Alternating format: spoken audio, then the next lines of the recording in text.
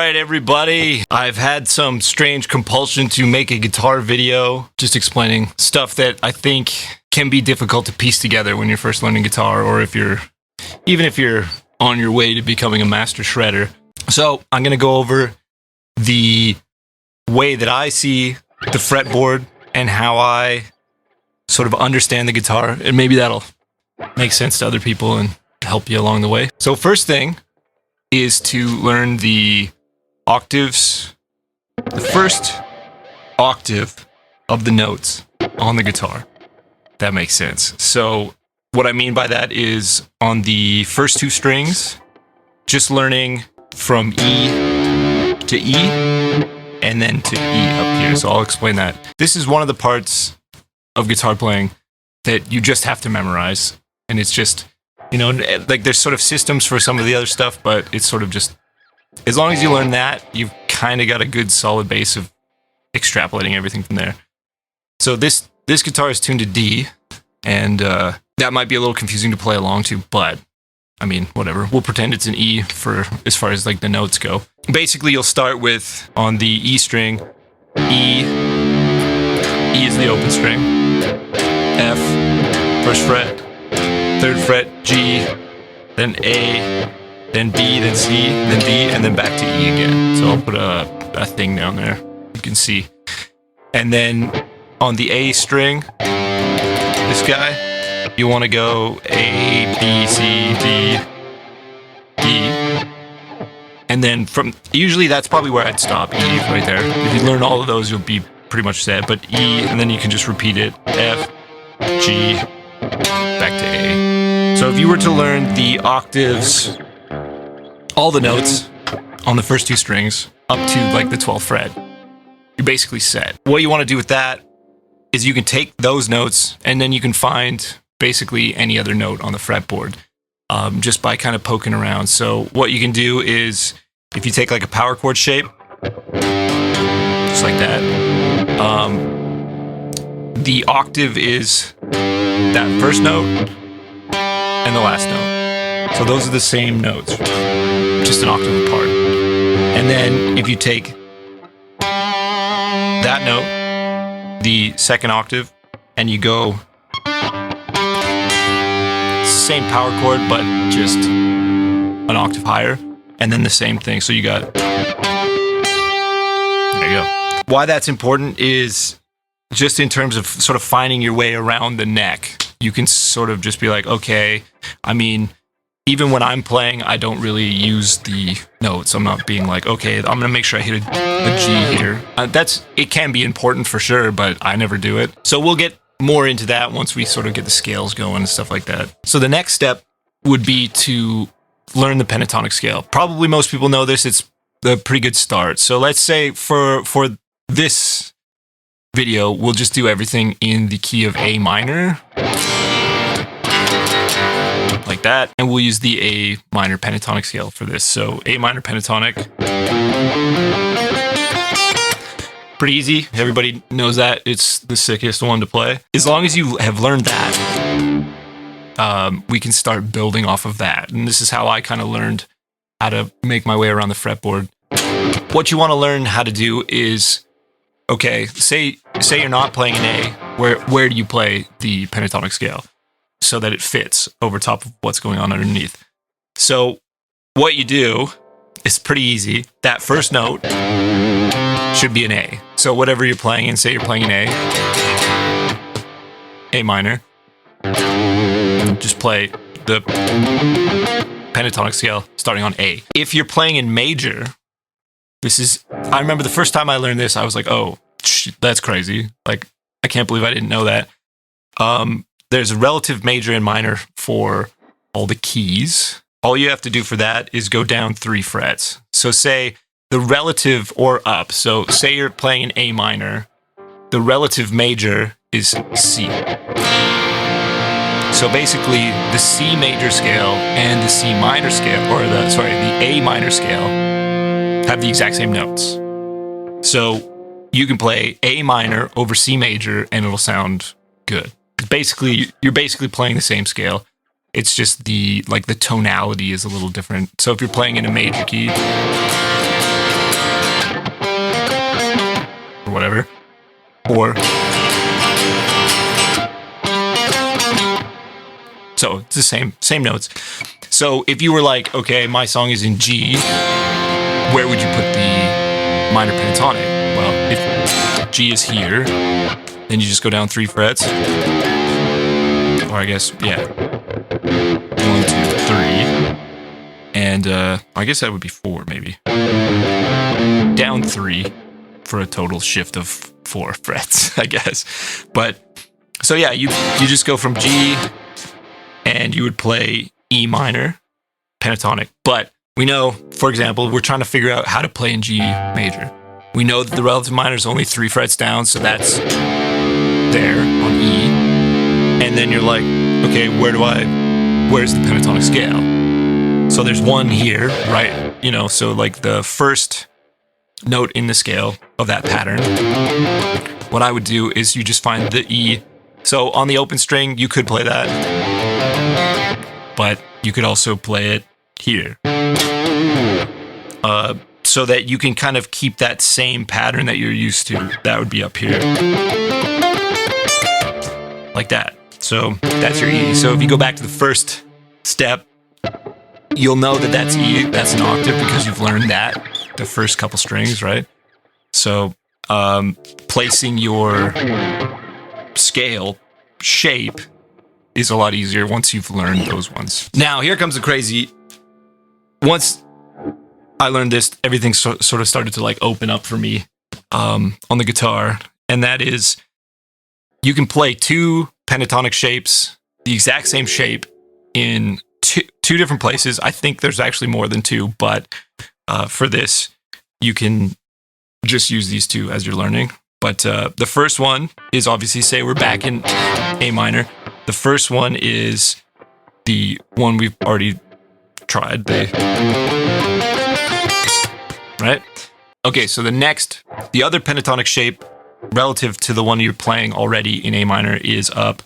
Let's see. 1, so we're here. 1, 2, 3, 4, 5 frets up. I did not tune this guitar, so hopefully it's okay. So now you can play that same scale there and there. And so that'll kind of open it up a little bit. So now you got 2 different positions to play. And so for me, when I'm playing, I'm like, okay, starting on the 5th fret, that's sort of like your backbone of the scale, is that 5th fret. And then you can also have a backbone of the scale on the 10th fret. So you can go, or, and that's just a collection of the same notes, but it's different. Now, one of the things that's a little different about that is the typical notes in this scale shape, just like the pattern of it, sound a lot different in both positions. So the licks you're used to playing in the pentatonic at the 5th fret position don't sound as good, or just sound different at the 10th fret. But what you really want to see is just like, okay, you can go, you know, you can switch between them fairly easily, like that. So we got the 2 different shapes, or 2 different positions to play the same shape, the scale shape, let's call it. Now the next thing you'd want to do is to fill that shape out. So that pentatonic scale is only 5 notes out of the 7 in the scale. I think that's right. Hopefully. It's been a little while since I've thought about this. But what you want to do is start learning the extra notes that are in that scale. So I'll put up a new picture of a expanded pattern for this. So this would be the full minor scale as opposed to the minor pentatonic scale. So for me, the one that I've always used is this one. I'll put it on screen here.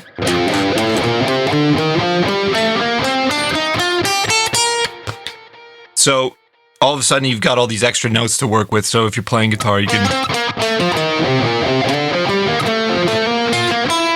that's not the wrong one. Basically what you're doing is you're filling in all the gaps on the scale. So now instead of the minor pentatonic, you've got the full minor scale. You can use all those notes in A's, like...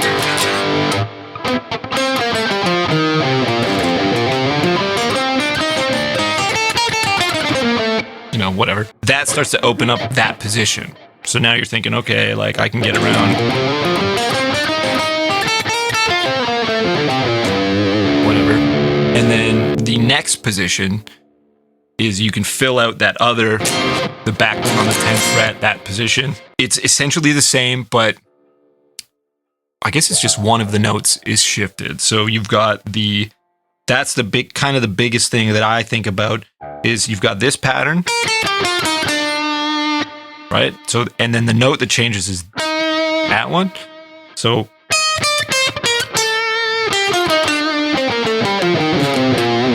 now you've got these two filled out pentatonic scales that just have like a little bit of a different, well, I guess you've got two filled out pentatonic scales in different positions that are both the A minor scale. It's just in different places, right? So you've got you can go, let's go the whole thing. Or now you got a larger collection of notes in both sections of the fretboard where you're just like, okay, I know that these ones work. I know that if I anchor the pentatonic scale at the 10th fret, I can play those ones, and I can play those ones down there, anchored on the 5th fret. Now the next thing is to connect the two. There is the major scale in between the two of them. So that's a pretty classic guitar scale. That might be the first one most people learn outside of the pentatonic scale. But I find that it's nice to know in advance the sort of those two backbones of like the 5th fret and the 10th fret as your like pentatonic thing, right? Like those two patterns work. You already kind of know those are kind of like boxing it in, and then now there's another pattern, I'll put it here, that you can learn to bridge the gap between those two, which is the major scale, which goes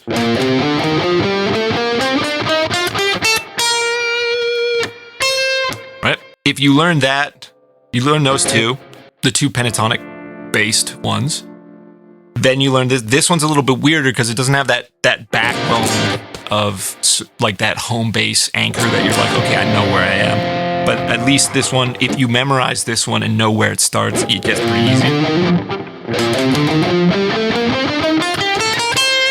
Like that. So now you've got basically from sort of like the 3rd fret on an angle, you've got that all the way up to here, right? And that's almost a full octave. And then there's one more pattern that you can learn that will kind of bridge the gap between this and starting it all over again, just an octave up. So this one similarly has the pentatonic scale as well. Like that, let's see. But this one has the notes are shifted again inside of that scale. So the reality is you can do the pentatonic scale here, or here, or here.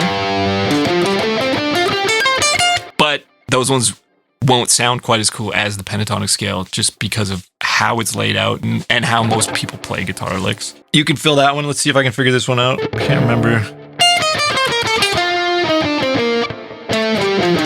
There you go. That one. And then with that sort of anchored at the 12th fret, so you've got this sort of backbone at the 5th, you got it at the 10th, you got it at the 12th, and then you've got the in-between. Once you get that pattern sort of figured out, that becomes pretty easy in between. So you got pentatonic, that pattern that you need to just kind of learn, then you got pentatonic, then you got pentatonic, and then you're back to the octave at the 5th fret after that. There's one more in here. I hate this one. This one's the worst one. Whatever. Anyways, I don't worry about that one too much because it's just like once you play these other ones, you kind of get an idea of like, I'm not gonna play around in that area of the fretboard that much. The same thing applies when you're trying to learn where to play in the scale. So, or in what key you're in. how I would do it, say there's a riff that's going like on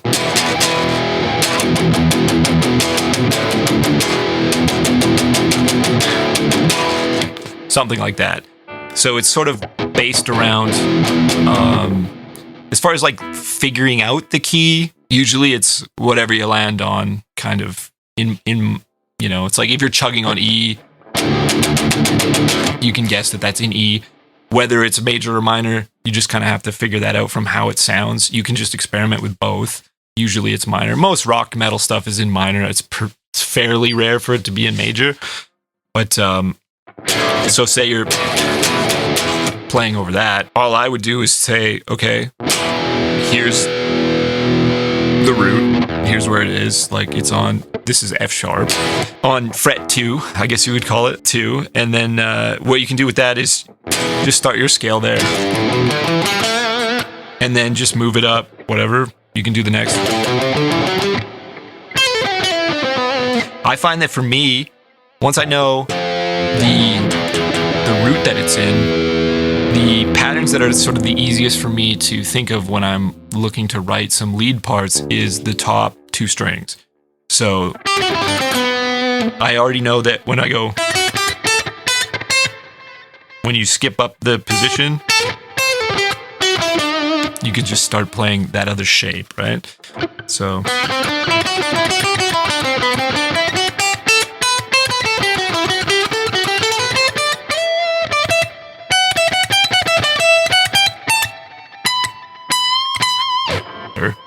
you know, so then you can start kind of flying around the fretboard once you've sort of figured out, you got those scales, you kind of see how they connect. I find that for me, there's definitely a few different licks that sort of like connect those things together a lot easier. So one of them would be like, yeah, doing something like a climb up on the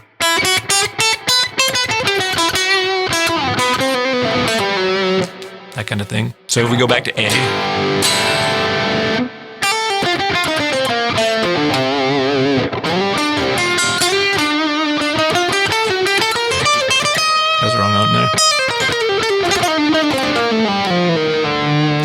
so yeah, something like that, I guess, or whatever. Now, the other big thing that helps kind of unlock the relationship between the different positions is looking at the patterns that are within each one. So a great one is, let's go from the top down.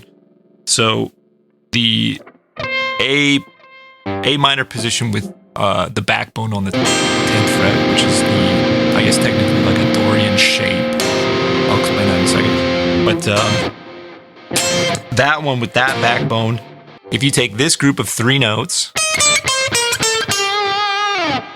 and then take that and use what we did from the first little lesson there was, okay, you can kind of like reverse engineer it down or just put everything down an octave. So you get an octave down would be, and an octave down from that would be.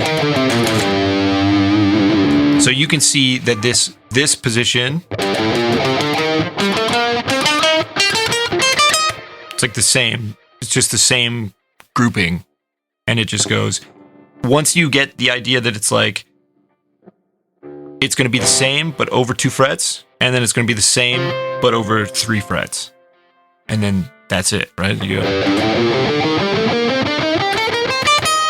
And that works with everything you play. So it's like everything you play on the first 2 strings will be mirrored essentially on the next 2 strings and so on like that. So you can do any shape. This one, whatever, this one. So once you can kind of like group those notes together, you can kind of start to see like, okay, well, if I play,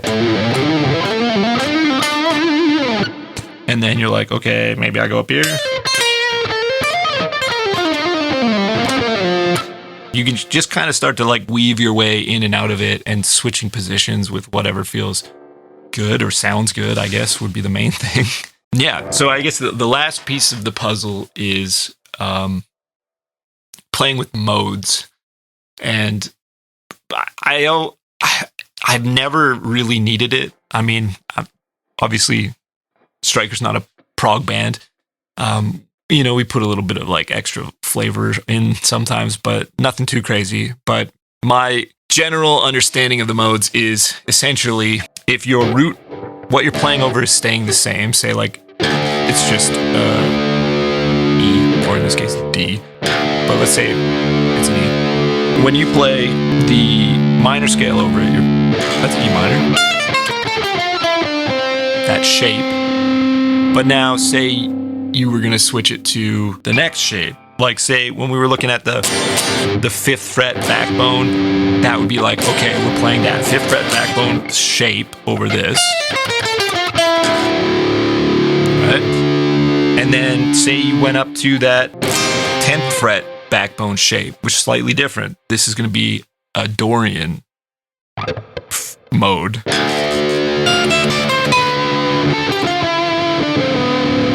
Right? Just a different note over E. And then that 12th fret shape is like a Phrygian shape. So Phrygian mode. And then you play that. That's like Phrygian's a little more like exotic sounding, I guess.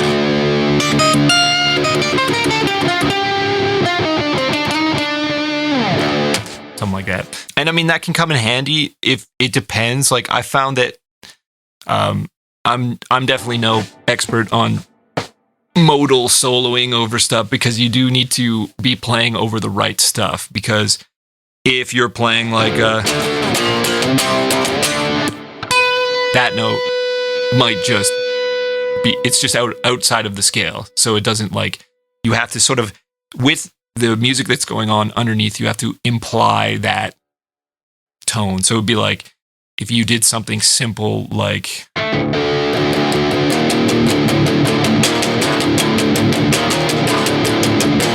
that might make sense to do the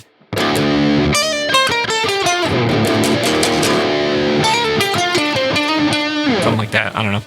That might make more sense because of the musical, the chord changes that are going on underneath sort of imply that. But now the thing with that is, over this is still going to sound fine. Like, so if you're just playing the A minor, or in this case, E minor scale over top of that, it'll be like the same, that shape. It'll still sound good. So I hope this stuff makes sense. I mean, it does take a little bit of time. The biggest part is memorizing the different shapes and then expanding those and then finding your way between them and then applying that to what you're playing over top of. So to recap, first step, learn where all the notes are on the first 2 strings up to the 12th fret. It's not that hard. It's just a pattern of, once you learn it once, you got it. Next step is to learn the first pentatonic shape, then learn the second one, then fill each one out, and then learn the major scale in between the two, and then start fiddling around in between each one, and then learn the last shape, and then start exploring, connecting them together with the octaves, where you play the same grouping on each, so the 6th and 5th string, then the 4th and 3rd, then the 2nd and 1st, and then you can just kind of rip around.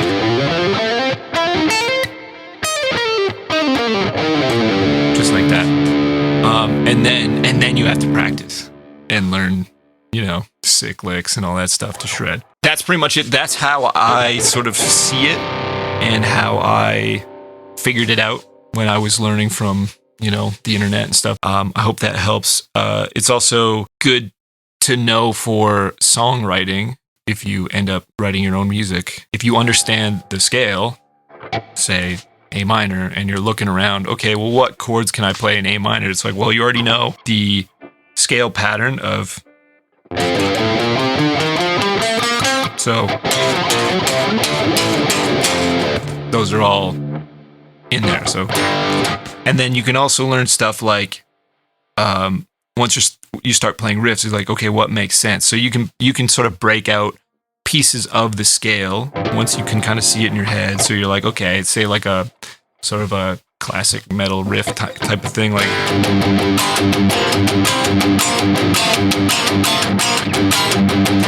And you can just kind of use the scale to figure out what you can play. Stuff like that. So yeah, I hope this makes sense. I'll try and put some images on here or something like that. Maybe this is a disaster. I don't know. But hopefully some of this made sense. And if you're a guitar player who's trying to figure out that next step, maybe that'll do it for you. Shred.